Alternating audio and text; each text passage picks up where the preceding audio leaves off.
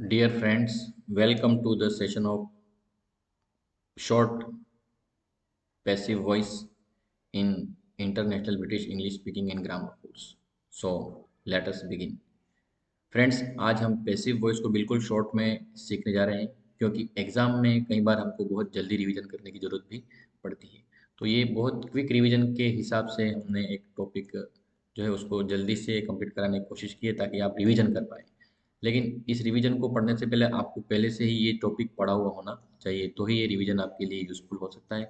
अगर आपने पूरा नहीं पढ़ा है तो ये भी आपको अवेलेबल हो जाएगा, इसमें अवेलेबल है जो भी चैनल पे, तो आप उसकी वीडियोस देख सकते हो।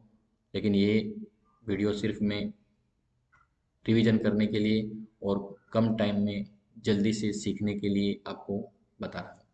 पैसिव वॉइस को हिंदी में कर्मवाच्य बोलते हैं। एक्टिव वॉइस व पैसिव वॉइस को भेद समझने के लिए सबसे आसान तरीका है उसका एक उदाहरण समझ लेना। जैसे एक्टिव वॉइस, ये सेंटेंस दे रखा है आपको, और पैसिव वॉइस उसका यहाँ पे नीचे दे रखा है। Monica plays tennis, Monica tennis खेलती है। उसका बन गया tennis is played by Monica, tennis Monica के द्वारा खेला जाता है।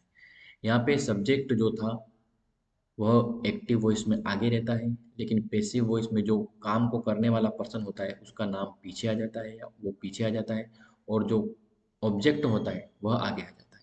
तो ऑब्जेक्ट को स्टार्टिंग में रख करके सेंटेंस बनाना ही पैसिव वॉइस कहलाता है।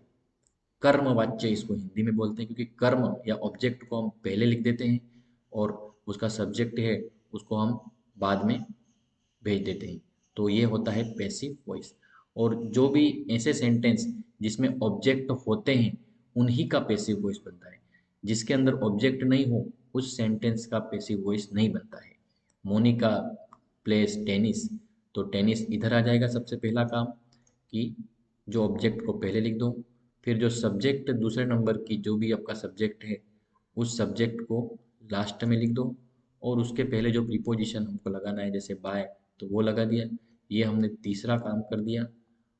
अब फोर्थ काम ये है कि जो भी एक्शन वर्ड यहाँ पे दे रखी हो, कोई भी फॉर्म दे रखी हो, फर्स्ट सेकंड थर्ड आईएनजी, आपको हर फॉर्म को थर्ड फॉर्म में ही लिखना पड़ेगा अगर आप उसको पेसिव बना रहे हो तो ये काम पूरा कर लेने के बाद हमको जो लास्ट काम है वो ये करना है कि यहाँ पर क्या हेल्पिंग वर्ब आएगा।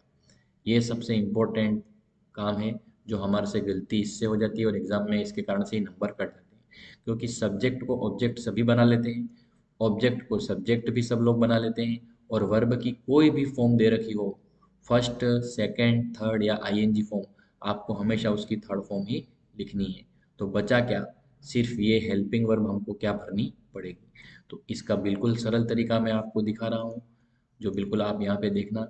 जैसे यहाँ पर कौन सी फॉर्म दे रखी है, इस फॉर्म से ही डिसाइड हो जाएगा कि यहाँ पर क्या भरना है। अगर यहाँ पर फर्स्ट फॉर्म दे रखी है तो यहाँ पे इज एम आर आएगा। तो आइए ले चलता हूँ मैं आपको उस टेबल पर जहाँ पे सारे रूल दे रखे हैं। तो रूल देखोगे तो आपको जल्दी समझ में आ जाएगा। ये रहा आपका रूल टेबल, जिसमें ये लिखा है कि एक्टिव से पैसिव वॉइस में बदलते समय टेंस किस प्रकार बदलता है। तो एक्टिव वॉइस में फर्स्ट फॉर्म हो तो पैसिव वॉइस में is am are plus third form हो जाएगी। अब थर्ड फॉर्म सब में आएगी, इसलिए बार बार थर्ड फॉर्म का नाम मैं लेने वाला नहीं हूँ। हर सेंटेंस जो पैसिव वॉइस में चेंज हो गया है उसमें ऑटोमेटिक थर्ड फॉर्म तो लगनी ही है, कहीं पर भी दूसरी फॉर्म नहीं लगेगी। तो फर्स्ट फॉर्म होती है तो हमको इज एम आर लिखना है और उसके साथ थर्ड फॉर्म लिख देनी है। तो अभी ऊपर जो सेंटेंस मैं कर रहा था आपके सामने, वो सेंटेंस इसी रूल के ऊपर चल रहा है कि यहाँ पर दे रखी है वर्ब की फर्स्ट फॉर्म, इसीलिए हमने आंसर में इज भर दिया, और थर्ड फॉर्म तो हमको लिखनी ही है। तो फर्स्ट फॉर्म होने पर इज एम आर तीनों में से एक भरना है, इज सिंगुलर के लिए, आर प्लूरल के लिए, और एम है वो आई के लिए यूज में लिया जाता है। तो आगे के रूल भी हम देख लेते हैं। अगर do not plus first form हो तो is am are not plus third form हो जाएगी। अगर does not plus first form हो तो is am are not plus third form हो जाएगी। अगर सेकेंड फॉर्म हो तो was were plus third form हो जाएगी। अगर did not plus first form है तो was were not plus third form हो जाएगी। अगर विल या शेल के साथ वर्ब की फर्स्ट फॉर्म है तो विल या शेल के साथ बी लगा करके वर्ब की थर्ड फॉर्म हो जाएगी। इज एम आर के साथ इंग है या आई एन जी है तो इज एम आर के साथ बिंग हो जाएगी। फार्मूला याद करने का, इंग है तो बिंग है, इंग है तो बिंग है, ये हमको माइंड में फिट कर लेना है। इज एम आर इंग तो is am are being. Is am are I N G है तो इज एम आर बिंग के साथ थर्ड फॉर्म हो जाएगी। वॉज वर इंग है तो वॉज वर बिंग है, तो यहाँ पर वॉज वर के साथ इंग, तो यहाँ पर वॉज वर के साथ बिंग हो जाएगा, इंग बिंग। तो इंग बिंग में ध्यान ये रखना है कि इज एम आर के साथ आई एन जी है तो पैसिव में भी इज एम आर के साथ बिंग और थर्ड फॉर्म हो जाएगी, और वॉज वर के साथ आई एन जी है तो वॉज वर ही। दोनों में से जो भी आपको सिंगुलर प्लूरल के हिसाब से सेट करना होगा वो सेट होगा सब्जेक्ट देख करके। Will shall plus be plus I N G हो उसका बनता ही नहीं है। हैज़ हैव के साथ थर्ड फॉर्म हो तो हमको बिन फिट कर देना है, काम खत्म। हैज़ हैव हो और थर्ड फॉर्म हो तो हैज़ हैव बिन कर देंगे, और थर्ड फॉर्म तो बेसिक वैसी ही रहेगी। यहाँ पर हमको फ़ायदा है थर्ड फॉर्म पहले से दे रखी होगी और हमको थर्ड फॉर्म की थर्ड फॉर्म ही लिखनी है। कई लोग ये पूछते हैं कि सेकंड फॉर्म दे, फर्स्ट फॉर्म का हम थर्ड फॉर्म बनाते हैं तो सेकंड फॉर्म का क्या करेंगे? भाई सेकंड फॉर्म का भी थर्ड फॉर्म ही रहेगा, मतलब सबकी थर्ड फॉर्म ही बनानी पड़ेगी अपन को। हेड प्लस थर्ड फॉर्म दे रखी हो तो हेड के साथ बिन लगा देना है अलग से, और थर्ड फॉर्म तो बेसिक वैसी ही रहेगी। Will shall have plus third form हो तो विल शेल हैव बिन लगा देना है, और थर्ड फॉर्म लगी हुई ही रहेगी। तो हैज़ हैव तो हैज़ हैव बिन, हेड है तो had been, will shall have हो तो विल शेल हैव बिन, और थर्ड फॉर्म फिक्स रहेगी। अब लास्ट और सबसे अच्छा इंपॉर्टेंट एग्जांपल, मॉडल के साथ अगर वर्ब की फर्स्ट फॉर्म हो तो पैसिव में क्या होगा? तो मॉडल प्लस बी लग जाएगा। जो मॉडल हम काम में ले रहे हैं वो मॉडल के साथ में बी लगेगा और थर्ड फॉर्म हो जाएगी। जो भी मॉडल हम, जैसे कैन है तो कैन भी हो जाएगा, शुड है तो शुड भी हो जाएगा, या कुड है तो कुड भी हो जाएगा, माइट है तो माइट भी हो जाएगा। इस तरीके से मॉडल्स का पैसिव वॉइस बनेगा। तो आपके लिए शॉर्ट रिवीजन बनाया है मैंने ये, फटाफट इसको रिवाइज कर लें और माइंड में फिट कर लें। अब अगली बात ये है कि एक और एग्जांपल है जो हम उसको समझ लेते हैं। किसी सेंटेंस में एक्टिव से पैसिव वॉइस बनाते समय कुछ प्रोनाउन भी बदल जाते हैं। इससे संबंधित नियम इस प्रकार से हैं। ही पनिश्ड मी, ही पनिश्ड मी, उसने मुझे सजा दी। तो ही सब्जेक्ट है, पनिश्ड जो है उसमें एक्शन वर्ड है, सेकंड फॉर्म में दे रखा है ये, और मी है वो एक ऑब्जेक्ट है। ठीक है।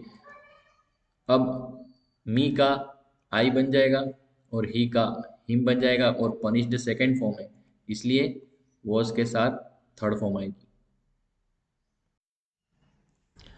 तो ही का हिम हो जाएगा, मी है तो वो आगे आके आई बन जाएगा, और पनिश्ड वर्ब की सेकंड फॉर्म है, और वर्ब की सेकंड फॉर्म हो तो भी हमको थर्ड फॉर्म ही लिखनी है। और वर्ब की सेकंड फॉर्म होने से हम क्या करेंगे, ये नियम यहाँ पे दे रखा है कि अगर वर्ब की सेकंड फॉर्म दे रखी हो तो आप वॉज वर लगाओ और जो भी सेकंड फॉर्म हो उसको थर्ड फॉर्म में लिख दो, और आपका एक्टिव से पैसिव में चेंज हो जाएगा। तो हम देख रहे हैं ही पनिश्ड मी का बन गया I was punished by him. आइए हम देख लेते हैं प्रोनाउन के रूल। जैसे मी हो तो मी का आई बन गया, ही हो तो हिम बन गया। तो कुल मिलाकर इसकी सब्जेक्टिव फॉर्म होती है, उसको ऑब्जेक्टिव फॉर्म में लिखना पड़ता है, और अगर ऑब्जेक्टिव फॉर्म दे रखी हो और उसको आगे लाना हो तो वो सब्जेक्टिव फॉर्म में आ जाता है, एक्टिव से पैसिव में जब भी चेंज होता है उस समय। तो एक्टिव से पैसिव में सब्जेक्ट ऑब्जेक्ट कैसे बनता है उसका भी हमने बिल्कुल शॉर्ट में आपको समझा रखा है। आई का मी बन जाएगा एक्टिव, ये एक्टिव वॉइस है और ये पैसिव वॉइस है। एक्टिव से पैसिव में जब चेंज होगा तो आई है वो पीछे जाकर के मी बनेगा, वी अस बनेगा, दे है वो देम बनेगा, यू है वो यू ही रहेगा, और यू पीछे से आगे आएगा तब भी यू ही रहेगा। वैसे ही हिम बन जाएगा और शी हर बन जाएगा।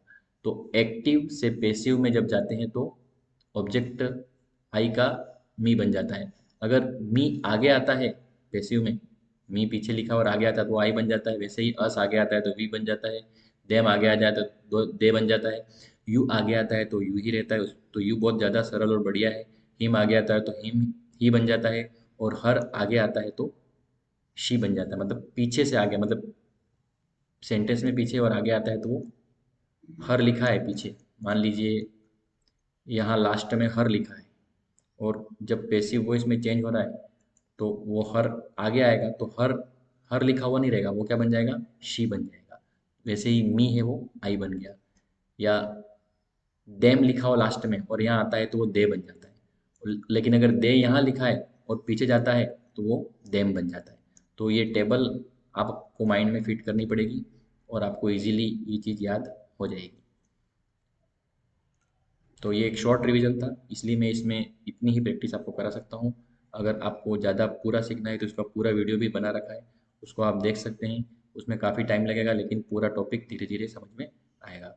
Thank you so much, keep learning.